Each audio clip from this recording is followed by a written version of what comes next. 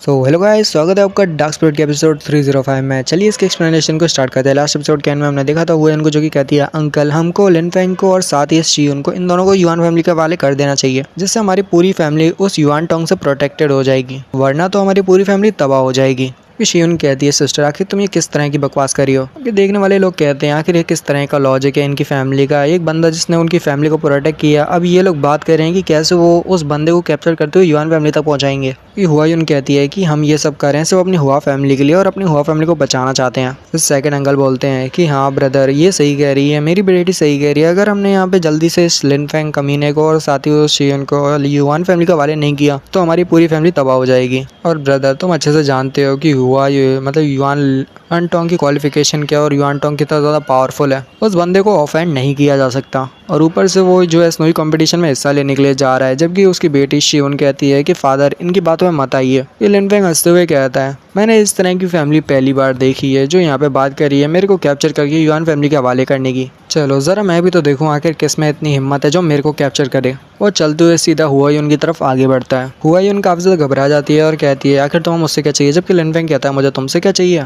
चलो तो मैं तुम्हें याद दिला देता हूँ, मैं जो भी करता हूँ अपनी मर्जी से करता हूँ और मैं किसी हुआ फैमिली का नौकर वगैरह नहीं हूँ। ये तो बिल्कुल मत सोचना कि मैं हुआ फैमिली के ये जो युआन लोग हैं उनको मार रहा हूँ। और कुछ टाइम पहले कहा था कि मैंने तुम्हारी पूरी फैमिली के लिए इस बंदे को मारा है, युआन ली को मारा है, बट मैं तुम्हें याद दिला दूँ, मैं तुम्हारी फैमिली को कोई नौकर वगैरह नहीं हूँ। और हाँ, तब से मैं तुम्हारी फैमिली में आया हूँ जब से मुझे तुम्हारा चेहरा बहुत ज़्यादा डिस्कस्टिंग लग रहा है, तो ये लो। साथ ही लिन फेंग उसे स्लैप करता है, यानी उसे थप्पड़ मार देता है। फिर लिन फेंग कहता है मैंने कभी नहीं सोचा था कि कोई लड़की मुझे इतना ज़्यादा डिस्कस्टेड कर देगी, वो भी अपने चेहरे के साथ। देखने वाले कहते हैं ये लिन फेंग तो बहुत ज़्यादा पावरफुल है, उसने हुआ फैमिली की सेकंड अंकल की डॉटर को यहाँ पे एक थप्पड़ दे दिया। इसके साथ ऐसे ही होना चाहिए था, बहुत कमीनी औरत थी है। कि हुआयुन कहती है अगर तुम्हारी हिम्मत कैसे मुझे मारने की।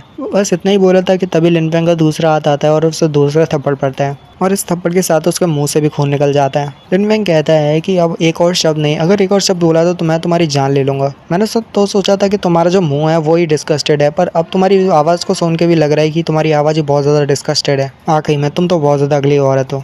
फिर देखने वाले सारे लोग बात कर रहे होते हैं कि अब तो हमें पता चल गया लिन फेंग कहीं और से आया, ये हुआ फैमिली को प्रोटेक्ट करने के लिए तो बिल्कुल नहीं आया, जो इसने यहाँ पे सेकंड अंकल की डॉटर को इतना ज़्यादा पीट दिया। मैंने तो सोचा था जो लिन फेंग को ऑफेंड करेगा, युआन फैमिली से जो लिन फेंग को ऑफेंड करेगा वो मारा जाएगा, बट देख के लग रहा है हुआ फैमिली से में अगर कोई लिन फेंग को ऑफेंड करेगा तो वो भी मारा जाएगा। लिन फेंग किसी की नहीं सुनता, और जो लिन फेंग वो करना चाहता है वो खुद करता है। लिन फेंग ने यहाँ पे हुआ फैमिली की जान बचाई, पर वो लिन फेंग को यहाँ पे मरने के लिए युआन फैमिली में भेजना चाहती थी, साथ ही शियुन को भी। पर ज़रा देखो, लिन फेंग ने जो भी उस औरत के साथ किया बिल्कुल ठीक है, उसको 2 थप्पड़ लगा दिया। पर यहाँ पे अभी तक ये बात समझ में नहीं आई कि लिन फेंग ने यहाँ पे हुआ फैमिली की जान बचाते हुए उन युआन ली को क्यों मारा। क्या लिन फेंग ने यहाँ पे ये सब कुछ सिर्फ शियुन के लिए किया? फिर तो सारे लोग यही बातें कर रहे होते हैं कि लिन फेंग ने जो भी किया सही किया, उस लड़के को 2 थप्पड़ लगा के, और वो पिटनी चाहिए, और ये ऐसे ही सही होता है क्योंकि वो लड़की डिजर्व करती है पिटना, तो लिन फेंग ने उसको पीट दिया। और कुछ लोग तो ये बातें कर रहे होते हैं, तुमने ज़रा लिन फेंग के थप्पड़ को देखा, उसके थप्पड़ कितने ज़्यादा पावरफुल थे, 2 थप्पड़ में उस लड़के को खून निकल गया, वो भी मुँह से। क्योंकि लिन फेंग कहता है कि तुम कहीं के तुमने देखा कि मैंने तुम्हारी डॉटर को कितना ज़्यादा पीटा, क्या तुम अब भी कुछ नहीं करने वाले? जैसे तुमने पहले अपने जो फैमिली मेम्बर है उसको पीटते हुए देखा, फिर तुमने कुछ नहीं किया, ज़रा बताओ तुम अब भी कुछ नहीं करोगे?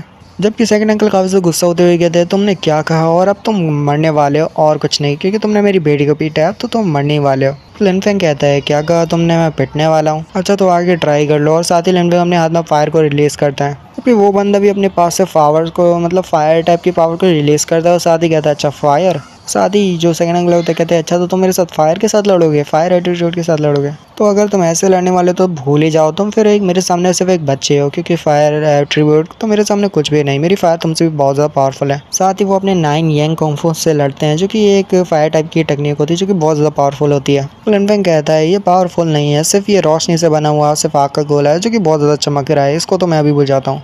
और इनकी फैमिली का ये स्पेशल 9 यांग कुंग-फू भला ये मेरे ग्रेट हैविंग बर्निंग सूत्रा के सामने तो कम्पीट भी नहीं कर सकता, मतलब इसकी तो कोई टक्कर ही नहीं है ग्रेट हैविंग बर्निंग सूत्रा के सामने। लिन फेंग भी यहाँ पे अपने ग्रेट हैविंग बर्निंग सूत्रा का यूज़ करता है, और साथ ही सामने की तरफ अपनी और भी ज़्यादा फायर को रिलीज़ करता है, और बहुत बड़ा सा धमाका होता है जिससे लिन फेंग और साथ वो जो बंदा होता है यानी सेकंड अंकल वो दोनों ही पीछे की तरफ हटते हैं। लिनफेंग बहुत ज़्यादा स्पीड के साथ पीछे की तरफ हटता है, जबकि वो जो अंकल होता है सेकंड अंकल वो वहीं पे गिर जाता है। सेकंड अंकल खड़े होकर अपने पावर्स को रिलीज करता है और कहता है कि चलो ठीक है, अब तुम मरना ही चाहते हो मेरे हाथों और मेरी 9 यांग कुंग फू के हाथों, तो ठीक है चलो मैं तुम्हारी ख्वाहिश को पूरा कर देता हूँ, तुम्हें मार के डायरेक्ट मैं युआन टोंग के हवाले कर दूंगा, जैसे युआन टोंग हमारी फैमिली को जिंदा छोड़ देगा। फिर वो अपने 9 यांग फायर वॉल से हमला करता है, जो कि फायर वॉल टाइप की फायर रहती है, जिससे वो हमला करता है और कहता है जाओ। वो फायरवॉल लिनफेंग की तरफ आगे बढ़ रही होती है, जबकि लिनफेंग भी अपने एक हाथ में पावर को रिलीज करता है, यानी कि एक फायर को रिलीज करता है। लिनफेंग अपनी फायर जो होती है उसको सामने की तरफ फेंकता है, थ्रो करता है, और उस जो फायर होती है उसके अंदर से एक ड्रैगन का चेहरा निकलता है, और ड्रैगन का चेहरा जाके उन्हीं फायरवॉल से टकराता है, और वहाँ पर बहुत ज्यादा गर्मी निकल रही होती है। वो फायर से लड़ रही होती है, उससे बहुत ज्यादा हीट एनर्जी बहुत ज्यादा निकल रही होती है और पावर भी रिलीज हो रही होती है। और सारे लोग कहते हैं आखिर ये किस तरह की टेरिफाइंग पावर है। वो दोनों की पावर ही बहुत ज्यादा है, बट जरा देखो दोनों ही बहुत ज्यादा पावरफुल है। तो सेकंड एंगल में सोच रहे होते हैं आखिर ये किस टाइप का पर्सन है, क्या इसके लिए ये भी काफ़ी नहीं, मुझे लग रहा है और भी पावर लगानी होगी।